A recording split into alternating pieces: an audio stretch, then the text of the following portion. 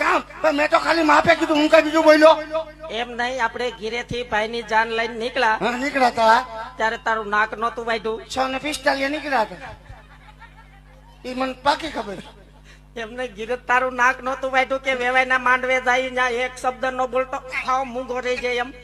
જાનમે નહીં બોલવાનું, ખીરે નહીં બોલવાનું. બાઈએ માર્યું કઈ ન થયું, ભાઈએ માર્યું ધૂક કરાવી દીધું.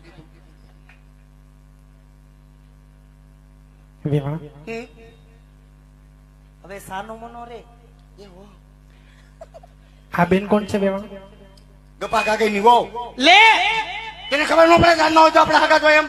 એમ નહીં, ઈ ગભા ગાગરની વહુ છે. પણ એને બા ખબર ન પડે કે જાન ના હોય તો આપણે બધાને હગા જોઈએ. પણ જાનમાં તો બધાય હગા જ હોય, હગામાં શું થાય ઈ એને ન ખબર હોય. એક હગામાં શું થાય નથી ખબર. એ આવ્યા છે કોઈ દી આપણા રજવાડામાં. તો ક્યારેક કેવા આપણા રજવાડામાં આવે. પણ હવે વેવાઈ વેલા છે એટલે હવે આવશે એને પ્રેમથી ઓળખાણ તો દેવાય. હું એને ભાઈ જો ના તું પ્રેમથી બોલો.